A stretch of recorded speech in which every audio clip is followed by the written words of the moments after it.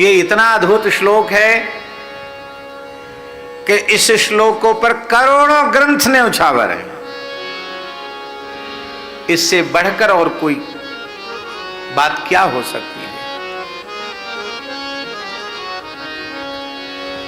निवृत्त तरसई रूपगीयमाना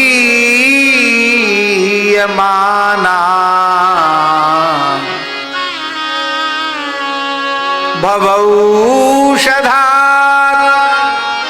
श्रोत्र मनोभिरामा का उत्तम श्लोक गुणानुवादा पुमान विरज्येत विना पशुघ्नात् पुमान विरज्येत विना पशुघ्नात्। इस श्लोक में एक सबसे ऊंची बात जो कही गई है वो यह कही गई है कि भगवान की इस सृष्टि में 3 ही प्रकार के जीव हैं। जीवों की 3 ही कोटियां हैं, चौथी कोटि का कोई जीव नहीं।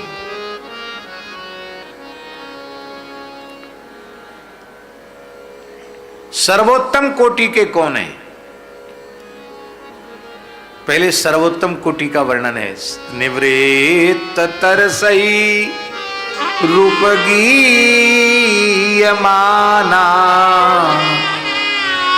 ये सर्वोत्तम कोटि है।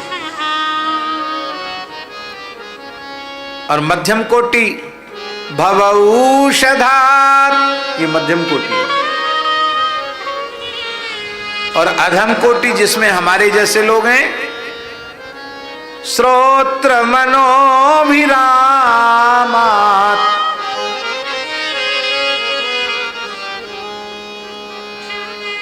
उत्तम कोटि के चतुर्वेदी जी वे हैं जो निवृत्त तर्ष हो चुके हैं। निवृत्त तर्ष किसको कहते हैं? मुक्तात्माओं को। बंधन किस बात का है पहले ये बताओ। बंधन तो है ही नहीं। क्यों बंधन नहीं?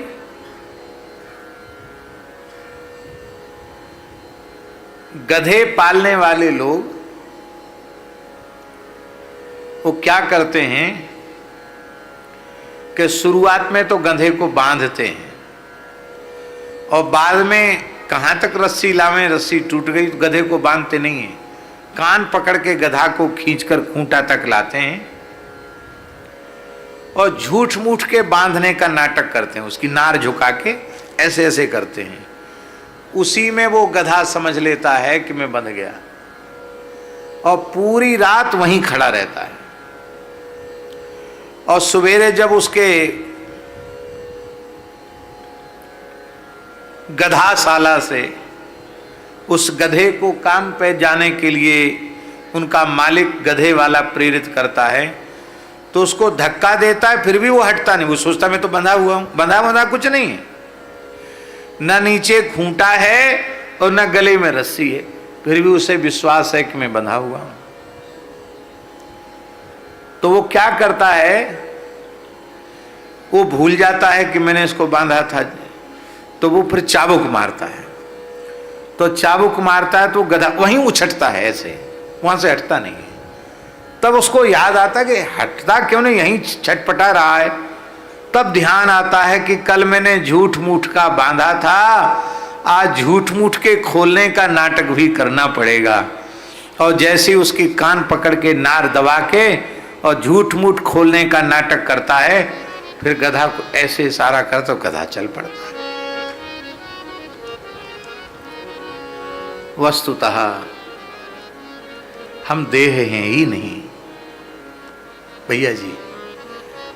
पंचात्मकम देहमिदं न तेस्ति मदालसा माता कह रही, पंचात्मकम देहमिदं न तेस्ति नैवास्य त्वं रोदिसी कस्य हेतो।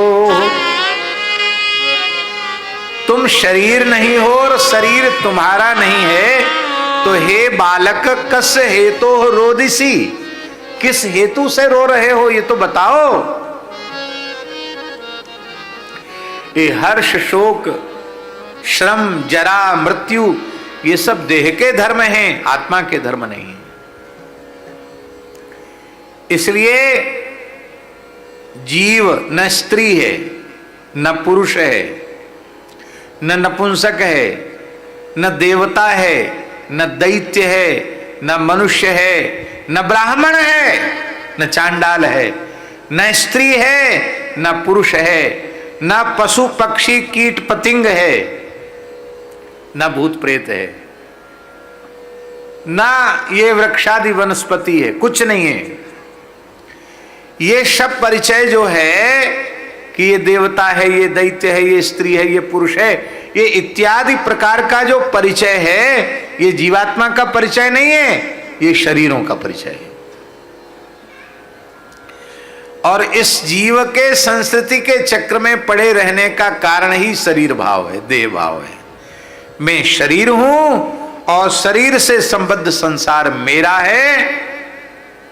इसी के कारण पुनरपि जननम पुनरपि मरणम पुनरपि जननी जठरे शयनम। तब हमारा असली परिचय क्या है?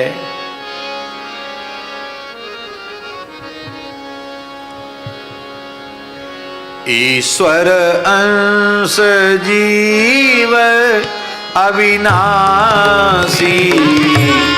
ईश्वर अंश जीव अविनाशी, चेतन अमल सहज सुख राशि, चेतन अमल सहज सुख राशि, सो माया बस भयउ बुलाना, सो माया बस भयउ बुलाना,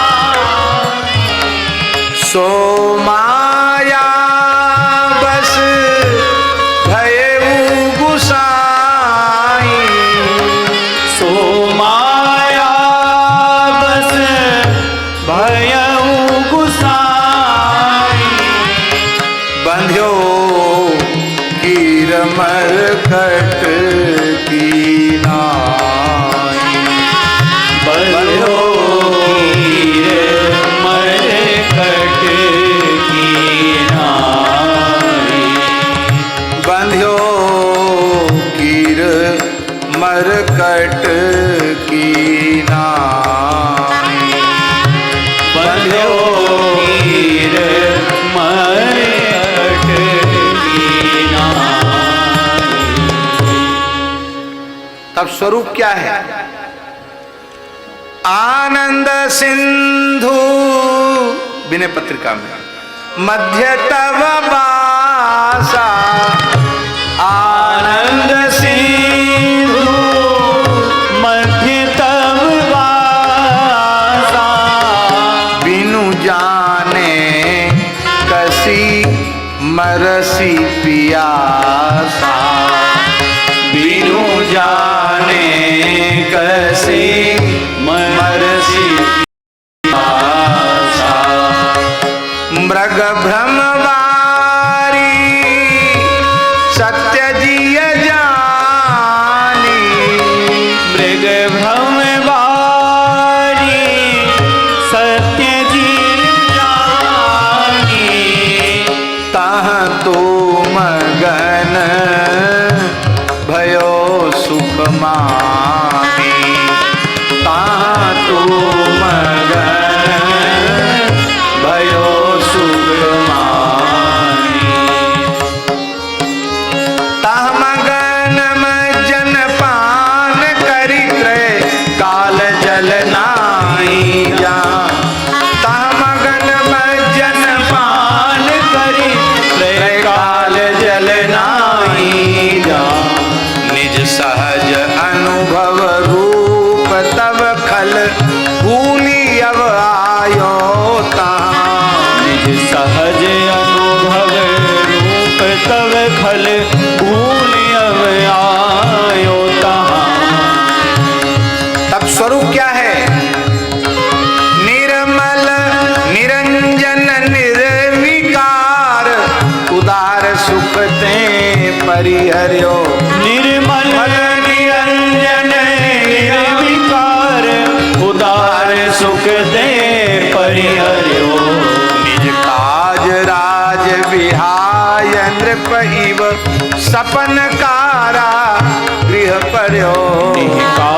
राज राज विहाय नृप तव सपन कारागृह भर्यो।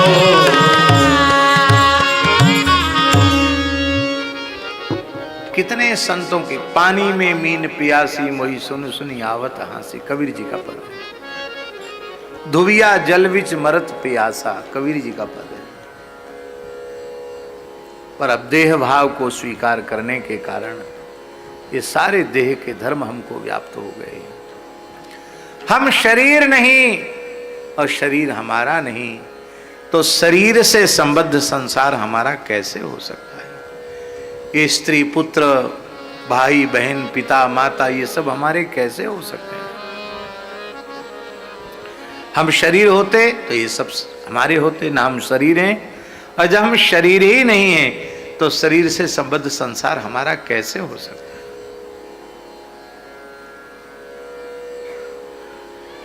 तब प्रश्न उठा, भैया जी जब शरीर हम नहीं हैं और शरीर से संबद्ध संसार हमारा नहीं है, तो ये भगवान ने ये व्याधि काहे को लगाई दी हम सबके पीछे पीछे, शरीर संसार की व्याधि?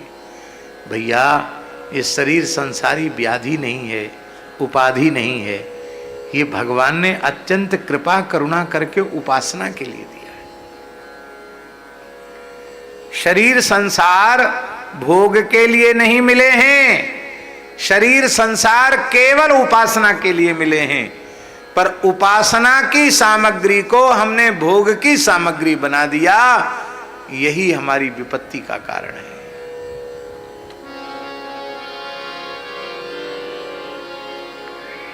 तो क्या हम भोग न करें? अरे भाई भोग मत भोगो, ठाकुर जी के सामने जब तक जाता है तब तक रहता है भोग, और जब ठाकुर जी उसे अंगीकार कर लेते तो भोग नहीं रह जाता, फिर हो जाता है प्रसाद, और प्रसादस्तु प्रसन्नता। भोग ठाकुर जी के लिए है, उसको तुम खुद भोगोगे तो बंधन में पड़ जाओगे। और सब कुछ भगवान को निवेदित करो, प्रसाद रूप में स्वीकार करो, बंधन नहीं होगा, मोक्ष हो जाए।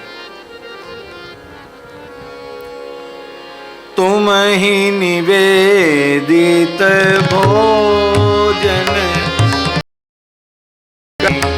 तुम ही निवेदित भोजन करई, प्रभु प्रसाद पट भूषण धरई, प्रभु प्रसाद पट भूषण धरई।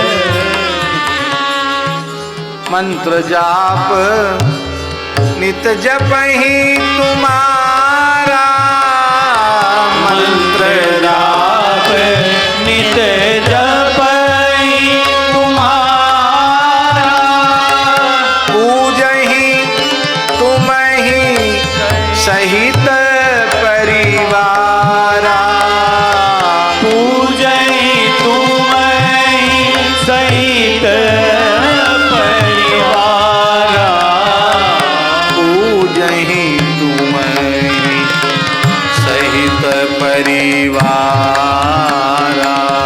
पूजहि तुमहि सहित परिवारा। अब कहाँ रहा बंधन? ये सब भगवान की उपासना की वस्तु है, पर जो भगवान की उपासना के लिए मिली थी उसको हमने भोग की सामग्री बना दिया।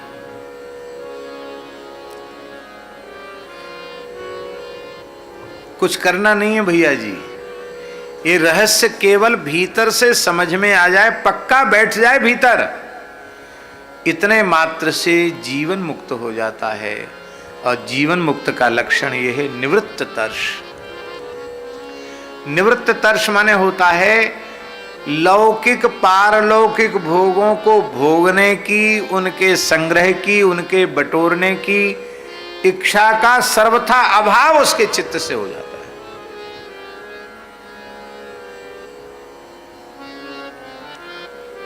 और हम सरल शब्दों में कहें तो न कुछ पाना शेष रह जाता है और न कुछ करना शेष रह जाता है। कृतकृत्यता आ जाती है, कृतार्थता आ जाती है। संसार की कोई वस्तु नहीं चाहिए, परलोक में भी नहीं चाहिए। ये निवृत्त तर्ष का लक्षण क्या है? न नाक पृष्ठम न च पारमेष्ठ्यम न सार्वभौमं न रसाधिपत्यम न योग सिद्धि रपुनर्भवं वा समंजसत्वा विरहैकांक्षे। हे सर्व सौभाग्य निधे, हम आपसे आपको मांगते हैं, चाहते हैं, आपके अतिरिक्त हमें कुछ नहीं चाहिए। अब कछुनाथ न चाहिए बोले,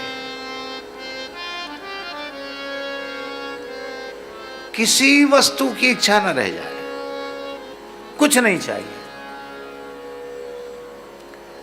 जब तक कुछ चाहिए तब तक भगवान मिलने में कसर है, जब कुछ नहीं चाहिए तो भगवान मिलेंगे। कुछ नहीं चाहिए तो कुछ नहीं चाहिए तो बाकी कौन रहा, कौन बच के रहा? भगवान। हम आपको एकदम सत्य बोल रहे हैं। मात्र 22 वर्ष की आयु में परम श्रद्धेय सेठ श्री जयदयाल गोयनका जी को भगवान नारायण के चतुर्भुज स्वरूप का दर्शन हुआ।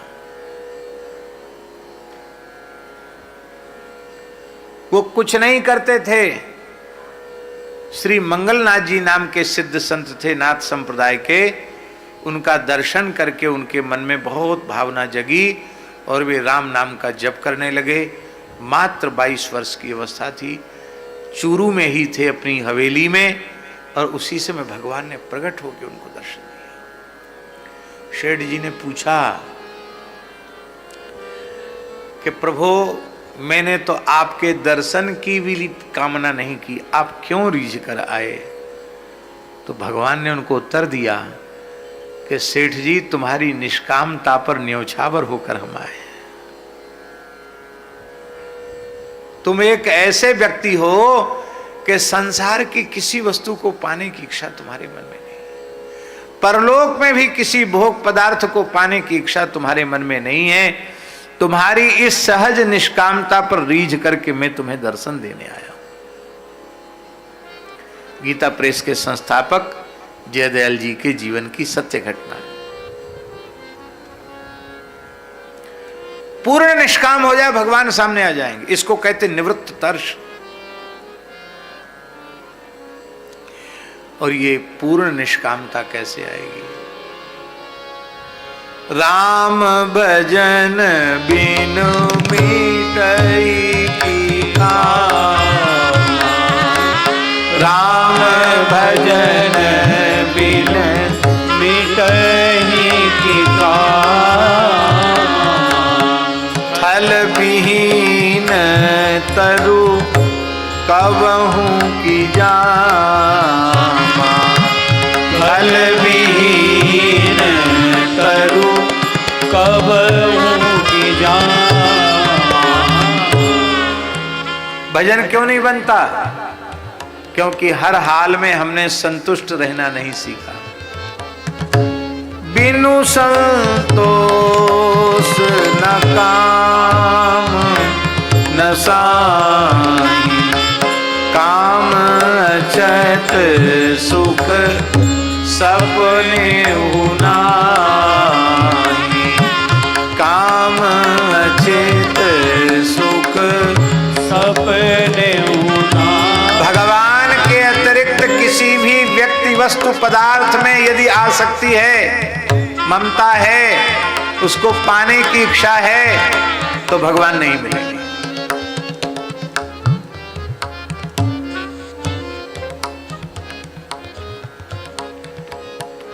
इसका मतलब है कि भगवान के प्रति जैसी महत्व बुद्धि तुम्हारे भीतर उत्पन्न होनी चाहिए थी, वो महत्व बुद्धि नहीं जगी। संसार के प्रति, भोगों के प्रति ही तुम्हारी महत्व बुद्धि बनी हुई है।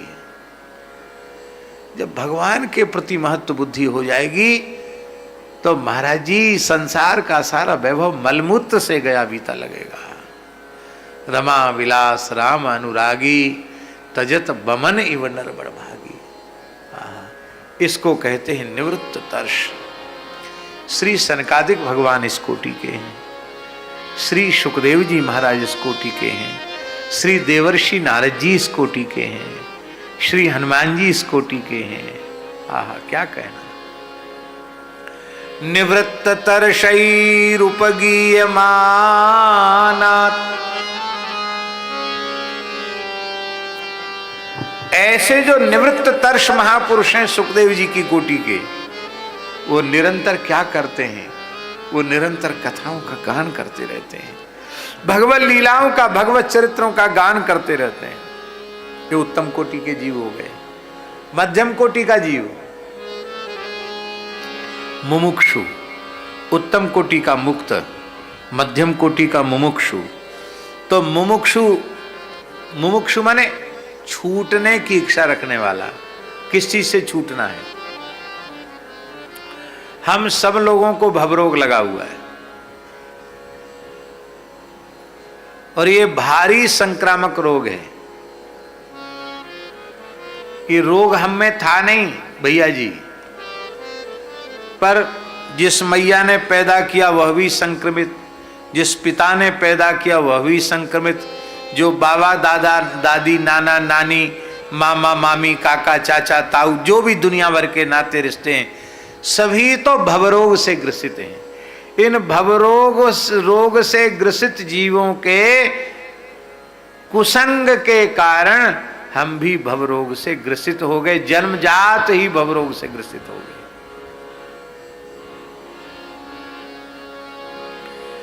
पर आश्चर्य की बात है, रोग से ग्रसित होने के बाद भी हमको पता ही नहीं कि हम रोगी हैं, हमको लगता हम निरोग हैं।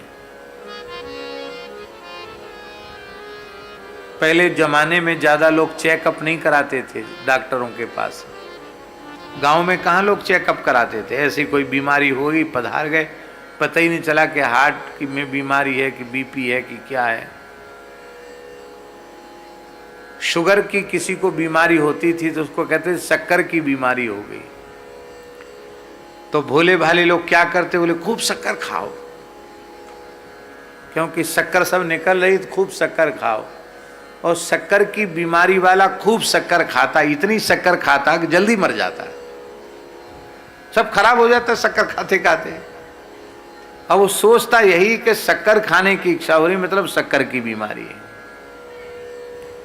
वो अपने को रोगी मानकर नहीं जीता।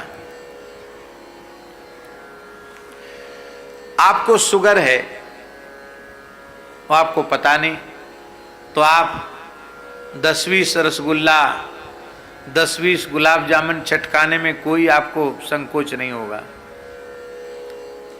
और डॉक्टर रिपोर्ट रक्त की लेकर के, अरे राम राम राम चौबे जी आप खबरदार, अब जो मीठा की तरफ देखा तो 450 शुगर है।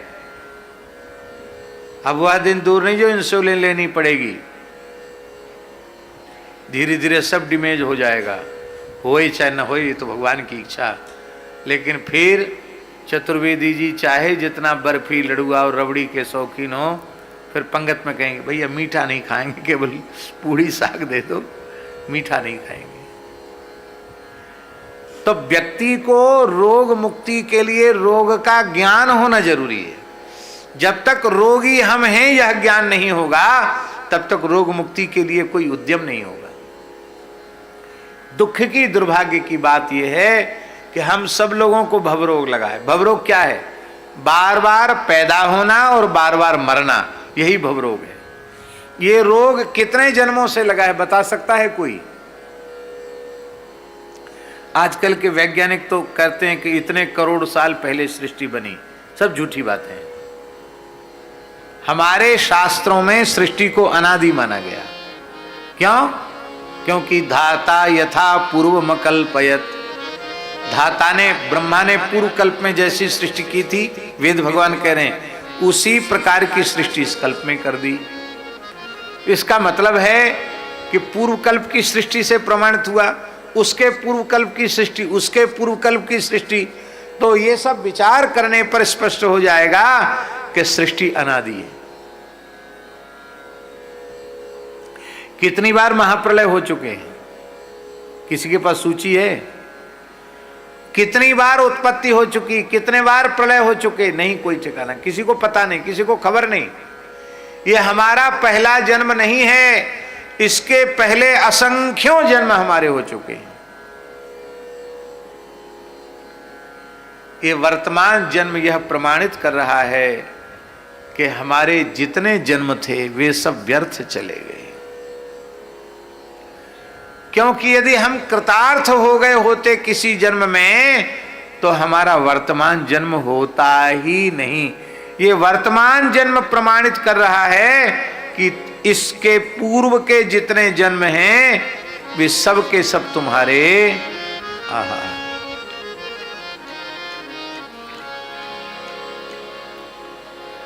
वे सबके सब तुम्हारे जन्म व्यर्थ चले गए।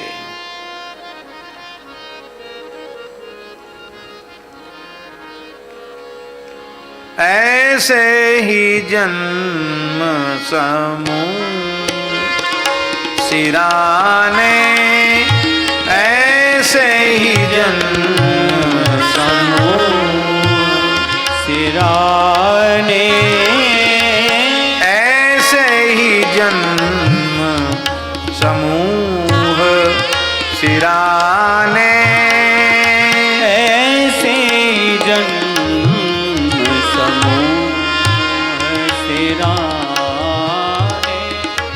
ऐसे ही जन्म समूह सिराने, ऐसे ही जन्म समूह सिराने, ऐसे ही जन्म समूह सिराने, ऐसे ही जन्म समूह सिराने, ऐसे ही जन्म समूह सिराने, ऐसे ही जन्म समूह सिराने। किसी जन्म में कृतार्थ नहीं हो पाए। प्राणनाथ रघुनाथ से प्रभु तजी, प्राणनाथ रघुनाथ से प्रभु तजी, सेवत चरण विराने, सेवत चरण विराने, ऐसे ही जन्म समूह सिराने, ऐसे ही जन्म समूह सिराने।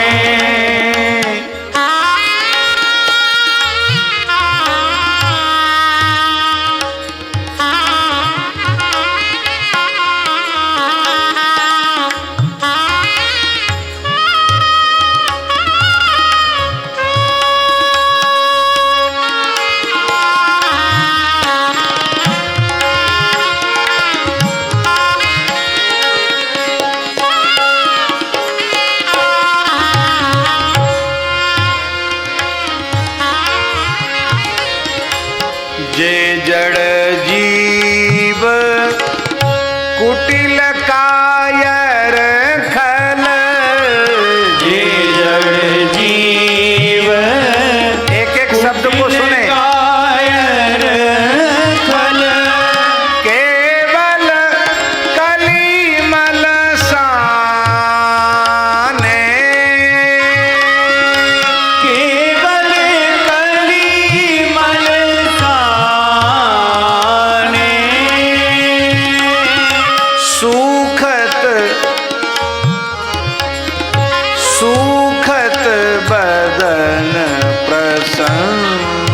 बसत तिन कहा सुखत बदन प्रशंसत तिन कहा हरि ते अधिक करिमाने हरि ते अधिक करिमाने ऐसे ही जन्म समूह सिराने ऐसे ही जन्म समूह सिराने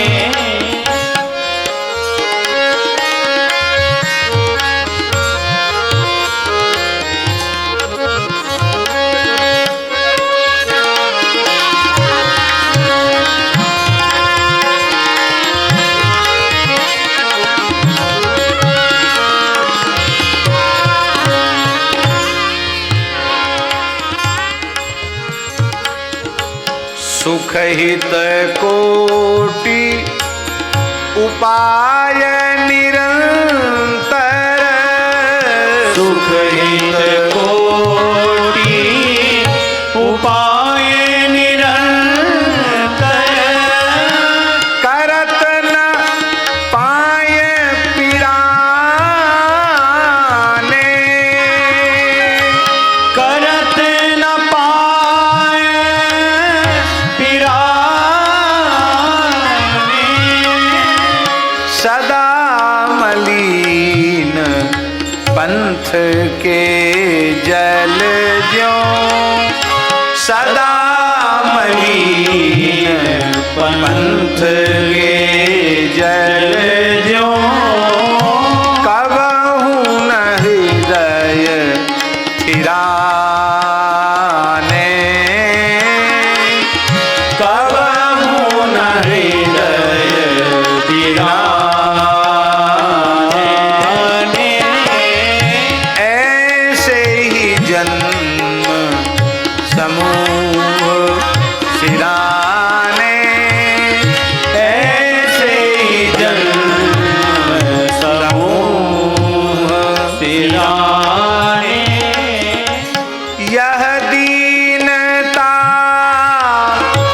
दूर करिवे को यह दीनता दूर करिबे को अमित जतन उर आने अमित जतन उर आने तुलसी चित चिंता न मिटे बिनु तुलसी चित चिंता न मिटे बिनु चिंतामणि पहचाने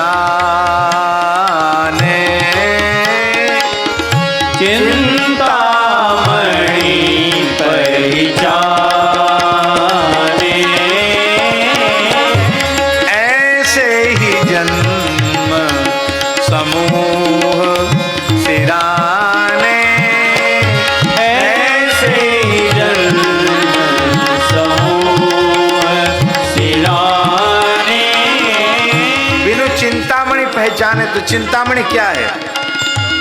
पहले कहा है पायो नाम चारु चिंतामणि उर करते न खसे हो अवलो नसानी अवना नसे।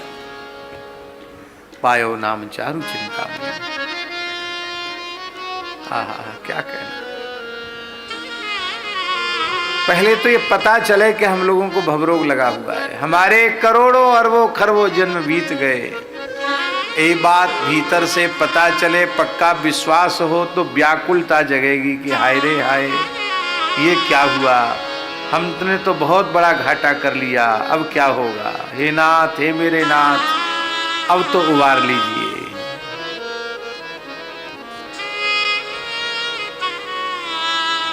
इसलिए साधन इस संकल्प को लेकर करना है कि अब यह शरीर हमारा अंतिम शरीर होगा, अब यह जन्म हमारा अंतिम जन्म होगा।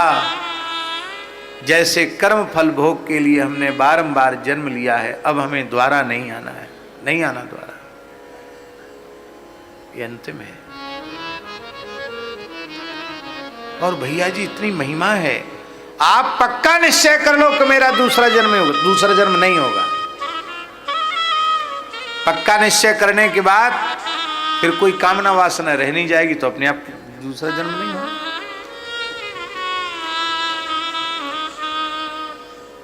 तो हमको भवरोग लगा हुआ है, ये कैसे पता चलेगा? बिना सत्संग में बैठे ये पता नहीं चलेगा कि हम रोगी हैं। और जब पता चल जाएगा कि हमको भारी शुगर हो रखा है, तो हम दो काम करेंगे। एक उदाहरण दिया शुगर बीमारी का, फिर हम दो काम करेंगे कि जिससे शुगर बढ़ता है वो चीज नहीं खाएंगे पिएंगे, ठीक है ना।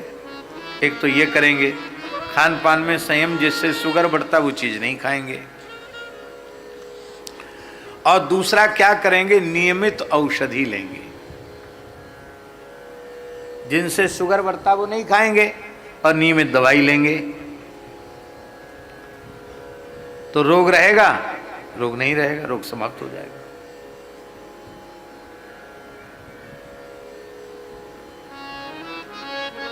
शुगर बढ़ाने वाली चीज नहीं खाएंगे।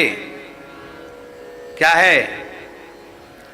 सद्गुरु वेद बचन विश्वासा, संयम यह ना विषय की आशा,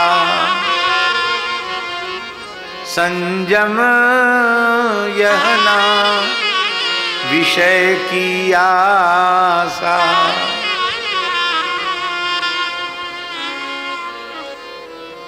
बीमारी बढ़ेगी ऐसा काम क्यों करेंगे? अब फिर दवाई लेंगे। दवाई क्या? तब कथामृतम तत् जीवनम कविभिरीतम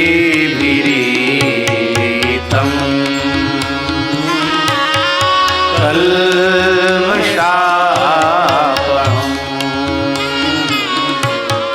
श्रवणमंगलम्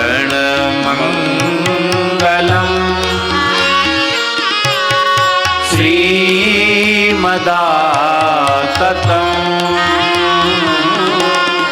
भुवि गृह्णन्ति ते भूरिदा जना, भुवि गृह्णन्ति ते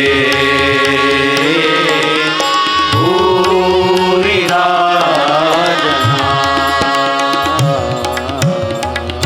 ये भूरिदा ते जना न अपितु अजना। भूरिदा अजना, सवर्ण दीर्घ कर दो तो भूरिदा अजना, अजना अर्थात मनुष्य के रूप में दिखाई पड़ने पर भी वे मनुष्य नहीं। ये अजना ते तु भगवत पार्षदा है, वे भगवत पार्षद ही हैं जो आपकी कथा का दान करते हैं। अब आप लोग कहेंगे, एक प्रश्न है, जरूर एक प्रश्न होना चाहिए आप लोगों के मन में, कि अनेक अवतारी महापुरुष धरती पर आए। श्री शंकराचार्य,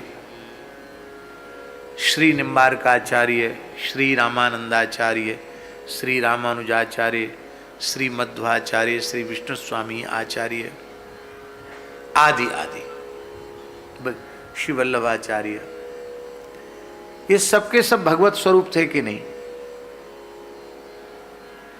ये क्या कर्म बंधन में बंध कर आए? तो इनका जन्म क्या यह प्रमाणित करता है कि ऐसे ही जन्म समूह से रहने?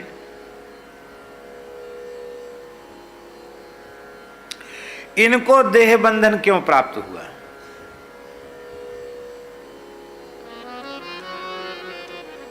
जैसे भगवान के बारंबार अवतार लेने के बाद भी न भगवान का देह बंधन है, न कर्म बंधन है, कुछ नहीं है भगवान को, ऐसे ही भगवत संकल्प से अवतरित जो आचार्य हैं वो हम जैसे कर्म बंधन में बंधे हुए जीवों को छुड़ाने के लिए आते हैं। उनका जन्म कर्म बंधन में बंधकर नहीं होता है। इसलिए भगवान का जन्म और भगवान के अभिन्न स्वरूप भक्तों का जन्म अलग कोटि का होता है। उसके अतिरिक्त जो हम लोगों की कोटि है वो है हम लोगों को भवरोग लगा हुआ है।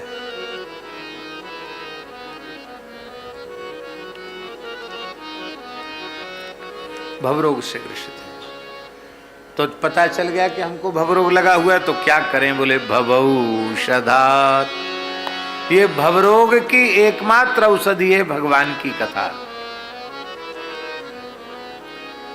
भगवान की कथा ही भवरोग की एकमात्र औषधि है। और औषधि भी कैसी है झा जी? औषधि 3 प्रकार की होती है।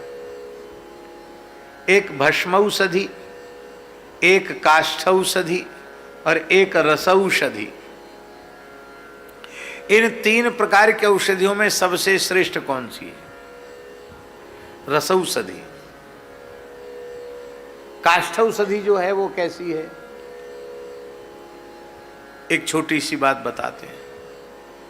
हमको पहले बहुत बुखार आता था, तो एक वैद्य जी थे, उड़िया वैद्य जी, उनके पास जाते थे। बहुत दिन दवाई दिए, दवाई से ठीक नहीं हुआ बुखार, तो झाड़ फूक किए, उससे भी ठीक नहीं हुआ। बोले एक जड़ी बांध देते हैं, अब नहीं आएगा, जड़ी वड़ी बंधी रह गई, बुखार फिर आ गया। तो उन्होंने ऐसे रोगी से पिंड छुड़ाने के लिए पूज्य गुरुदेव भक्तमाली जी हमको लेके गए। तो उन उड़िया वैद्य जी ने कहा, ज्ञानगुदरी में रहते थे, बहुत अच्छे वैद्य थे।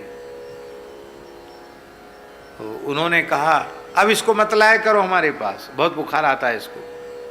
तुम्हारा दवाई? बोले महासुदर्शन चूर्ण। इसको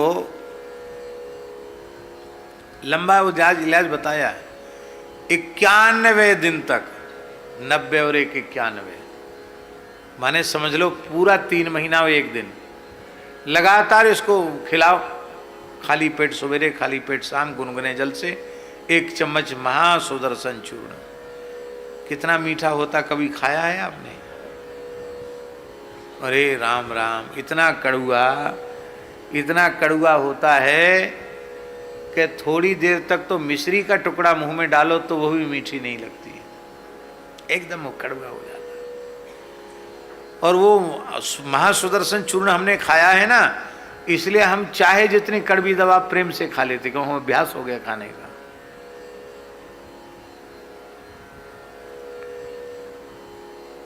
अब 90-91 दिन तक खाओ, तब बुखार जाएगा, रोग जाएगा। उसमें भी जो काष्ठौषधि है चतुर्वेदी जी, वो 1 वर्षा होगी, उसके बाद निष्प्रभाव हो जाती है। इसलिए शरद पूर्णिमा के बाद औषधियों का संग्रह हो, ताजी औषधियाँ हो, फिर कूट कपड़ छान करके बनाओ, तब वर्षा आई के खत्म। बड़ी सावधानी।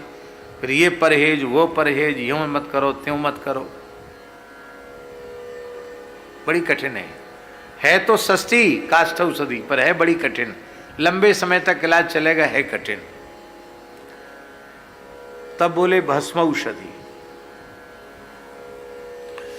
बोले भाई ये बीमार है, ये स्वर्ण भस्म चाट लिया करे मलाई में, अथवा मुक्ता पिष्टी चाट लिया करे, अथवा प्रबाल भस्म चाट लिया करे, अथवा वज्र वैदुर्य भस्म चाट लिया करे।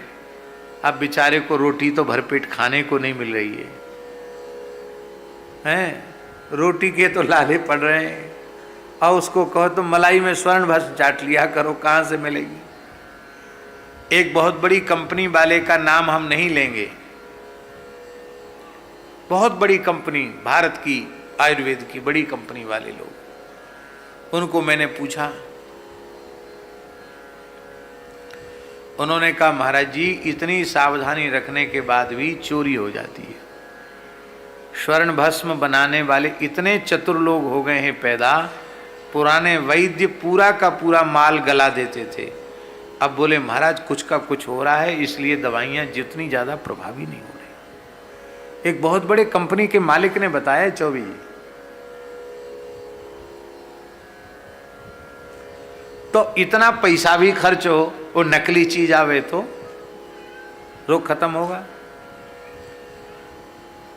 तो दवाई तो बहुत अच्छी है, पर इतनी मूल्यवान है कि गरीब आदमी उसको खरीद कर खा नहीं सकता। इसलिए जब वो सबके लिए सुलभ नहीं है तो हमारे लिए तो बेकार है। तीसरी है रसौषधि। रसौषधि इतनी विलक्षण होती है कि कई बार रसौषधि को खाना भी नहीं पड़ता, देखने से रोगी रोग मुक्त हो जाता है। आपको सुनकर आश्चर्य होगा, लेकिन हम एक सत्य घटना आपको सुना रहे हैं। टीकमगढ़ रियासत के एक वैद्य थे। वो घूमते फिरते कश्मीर गए। उस समय के जो कश्मीर के राजा थे, हिंदू राजा ही थे कश्मीर के, ये तो बाद में सब वहाँ उपद्रव हुआ है। तो वो राजा जो थे कश्मीर के, उनको अनिद्रा की बीमारी हो गई थी। तो उन वैद्य जी को पता चला कि राजा बहुत परेशान है अनिद्रा के कारण, 1 मिनट नींद नहीं आ रही है, सारी दवाइयाँ फेल हो गई हैं। तो वैद्य जी बोले कि मैं राजा साहब का दर्शन करना चाहता हूँ, उनको मैं वैद्य हूँ, दवाई दूंगा। तो उनकी सामान्य वेशभूषा देख करके कर्मचारियों ने उनको घुसने ही नहीं दिया।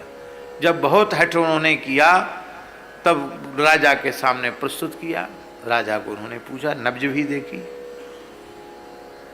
तो राजा को भी श्रद्धा नहीं हुई कि क्या वैद्य ये फटी पुरानी धोती पहने, पाग लगाए, ये क्या दवाई देगा। तो राजा ने कहा कि दवाई तो बहुत खाते खाते थक गए हैं, आपके पास ऐसी कोई औषधि हो कि न खाना पड़े न लगाना पड़े और हम ठीक हो जाएं, तो आप दे सकते हो। अर्थ समझे? अर्थ समझे, हमको खाना ही नहीं, न लगाना है न खाना है, जाओ। पर वैद्य बोला कि आयुर्वेद में ऐसी भी औषधियां हैं, रसौषधियां हैं, जिनको देखने से रोगी रोग मुक्त हो जाए। महाराज मुझे समय दीजिए, अपने सेवकों के सहित थोड़ा मैं जंगल में घूमूंगा, यदि वह औषधि मिल गई तो आप रोग मुक्त हो जाएंगे।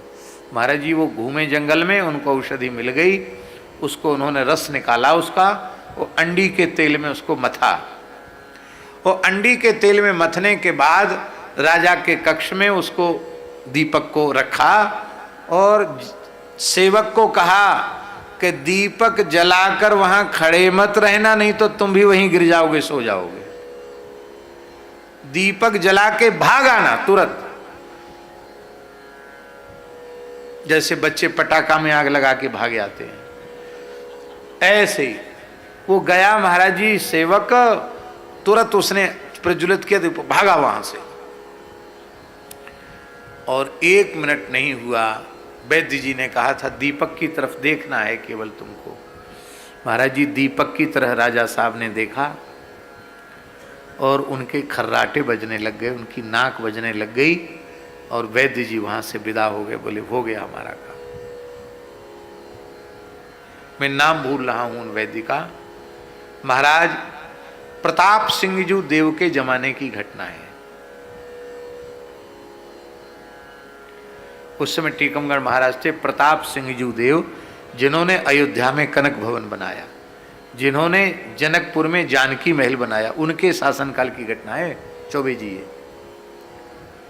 कश्मीर के राजा उनको कह के गए थे वो सेवकों से, वैद्य जी बोले इनको जगाना मत, ये 3 दिन तक सोए, चाहे सही 1 सप्ताह तक सोए, इनको सोने देना। और एक बार जब अपने आप स्वाभाविक नींद खुलकर ये जगेंगे तो जीवन में अनिद्रा की बीमारी इनको होगी नहीं। और बीच में जगा दिया तो फिर हम जिम्मेवार नहीं। महाराज जी 3 दिन तक सोए महाराज। 3 दिन बाद अपने आप जगे, एकदम सिर का भार उतर गया, एकदम ठीक हो गए। बोले भाई वैद्य जी को खोजो, कहाँ वैद्य, कहाँ धरे वैद्य, तो गए।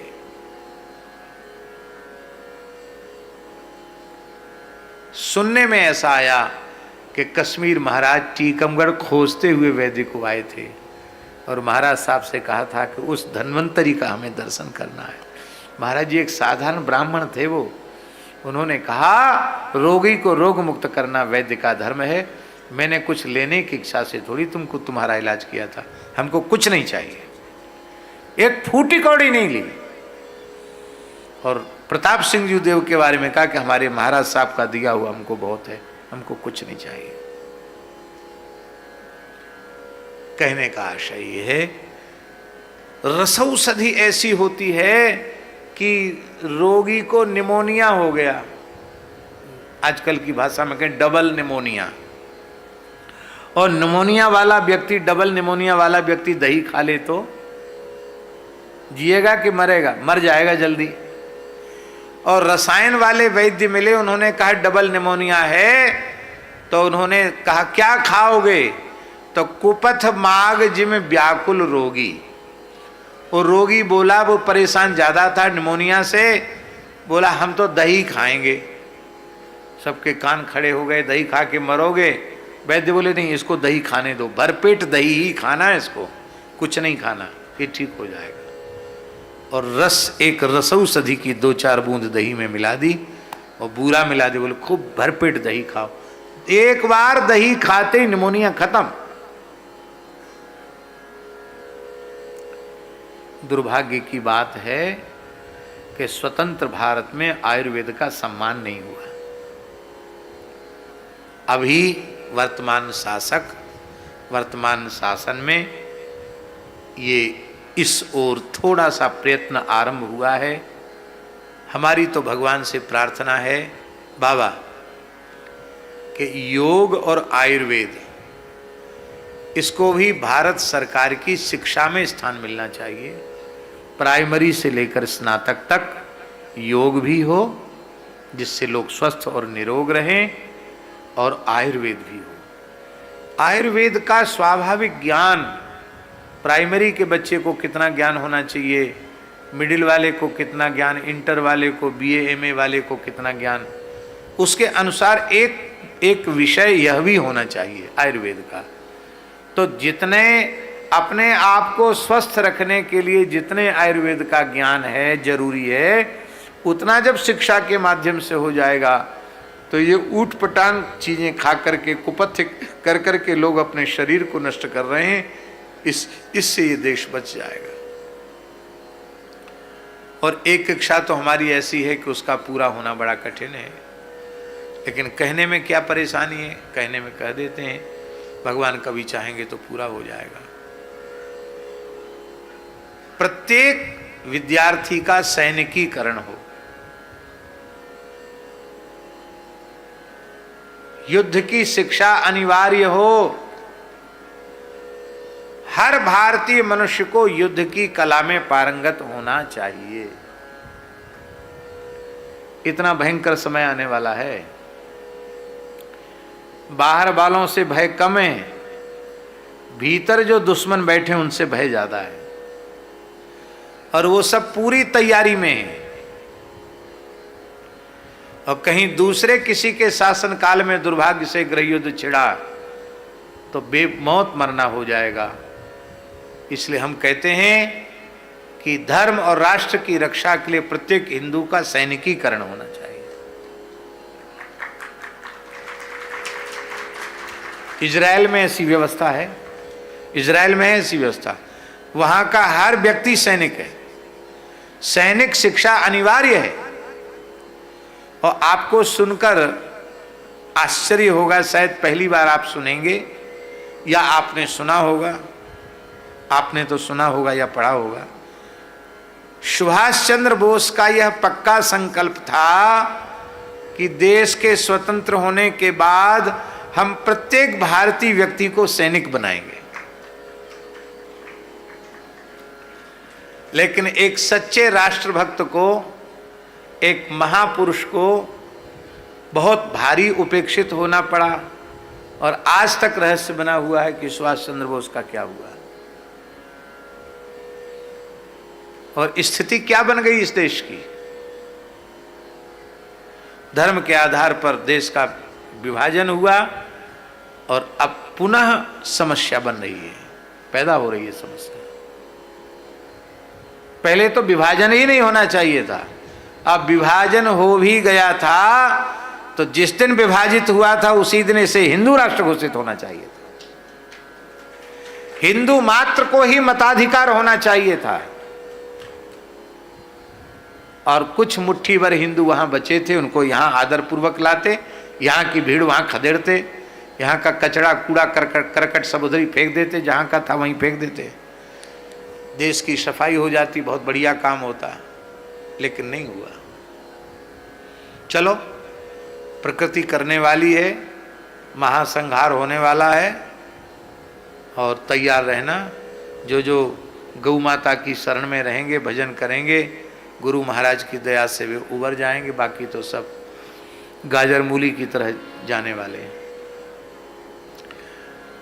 भवौषधात्, तो हम औषधि की बात कह रहे थे कि ये तपस्या, ब्रह्मचर्य, शम, दम, तप्त, कृच्छ, चांद्रायण आदि जो व्रत हैं, ये काष्ठौषधि के समान है।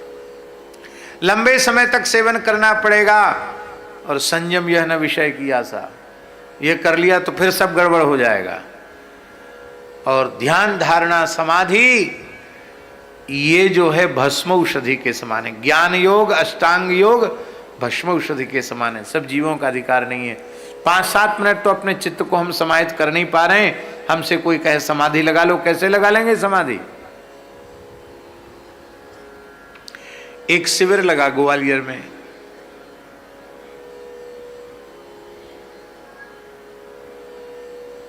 कुंडलिनी जागरण समाधि शिविर। तमाम सेठ लोग उसमें भर्ती हुए। शायद 10 दिन का या 15 दिन का, 10 दिन का था। और सबको जो है समय से बाल भोग और राजभोग और सबको हल्का फुल्का आहार दिया जाता था। एक योग पर सुंदर लच्छेदार व्याख्यान दिया जाता था। फिर उनको ध्यान कराया जाता था। लाइट बंद कर देते, एक हल्का सा बल्ब जलता, अंधेरा सा जैसा रहता, और सब ध्यान करते। कई साल पुरानी बात है। उस समय शायद 1000 रुपया या 2000 रुपया फीस होगी। अब तो बहुत महंगा हो गया होगा। तो एक हमारे परिचित व्यक्ति हैं, वो भी फीस देकर उसमें हुए थे। तो मैंने उनसे पूछा, मैंने कहा क्यों कुंडलिनी जगी, समाधि लगी? तो सेठ जी बोले, गुरुजी पैसा हमने खर्च किए।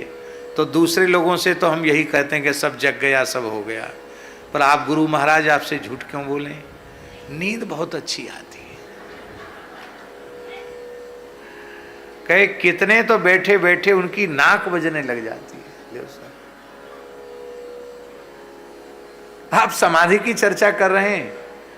चित्तवृत्ति के निरोध का नाम है योग। योगस चित्तवृत्ति निरोधा। केवल आंख नाक दबा लेना, मटका लेना, हाथ पैर टेढ़े मेढ़े कर लेना, ये योग नहीं है।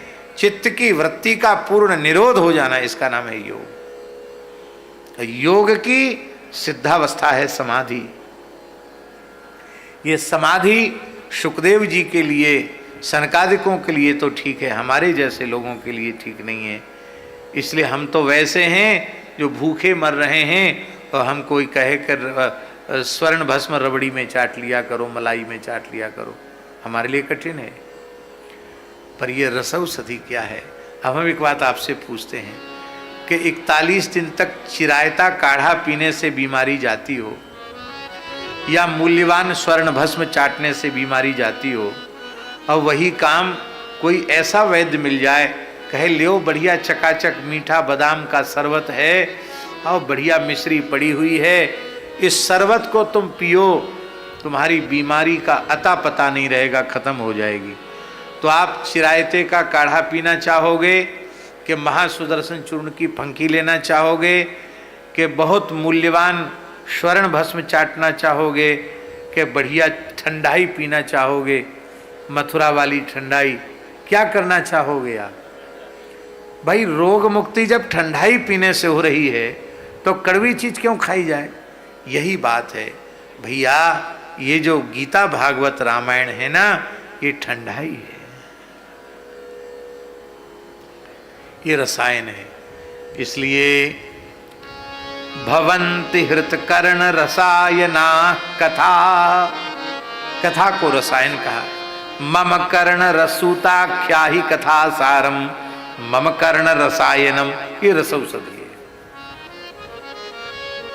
तो भवरोग से ग्रसित जो हम लोग हैं, उनको जब ये पता चल जाएगा कि हमको भवरोग लगा हुआ है, तो उस रोग से मुक्ति की इच्छा होगी। इस रोग से मुक्ति की इच्छा वाले को मुमुक्षु कहते हैं, और मुमुक्षु को ही साधक कहते हैं। और उस मुमुक्षु का कर्तव्य क्या है? सदा सर्वदा भगवान की कथा सुने, बस, और कुछ नहीं करना है।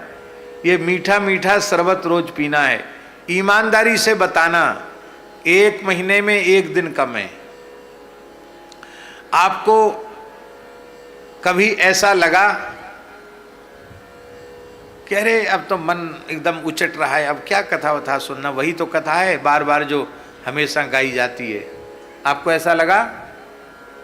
हो सकता है किसी भाग्यहीन को लगा हो, लेकिन दास अपने हृदय की बात निवेदन करता है कि हजारों जन्म लेकर कथा कहते रहें तो भी मन भरने वाला नहीं है,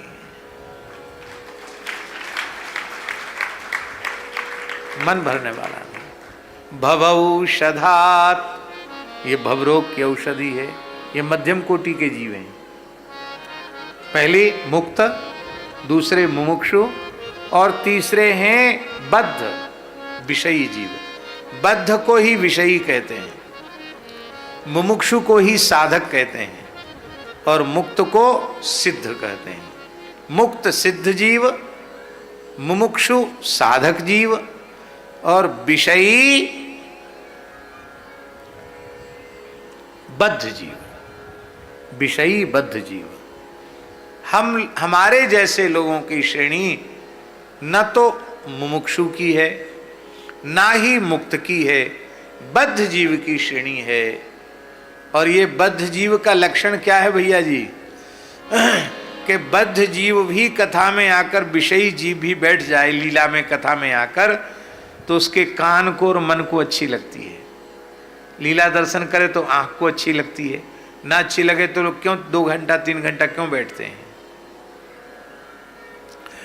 तो नेत्र को अच्छा लगना, कान को अच्छा लगना, मन को अच्छा लगना, ये विषय है।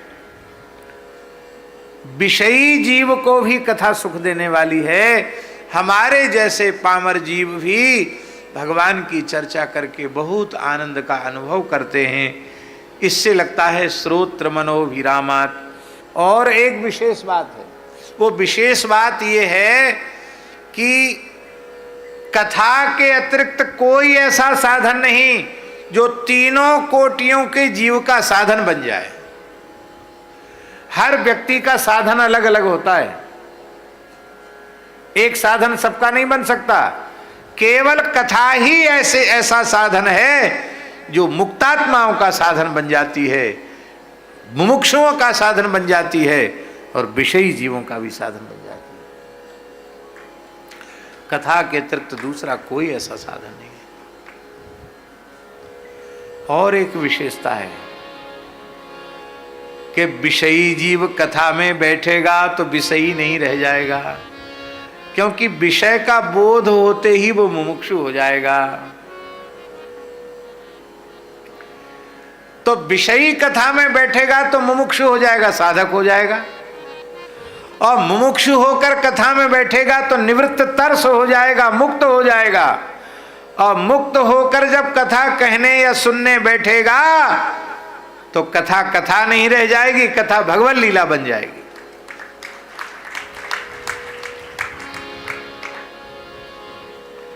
प्रेम सरोवर पर पूज्यपाद श्री वेणु विनोद कुंज वाले महाराज जी विराज रहे थे। प्रेम सरोवर नंदगांव बरसाना के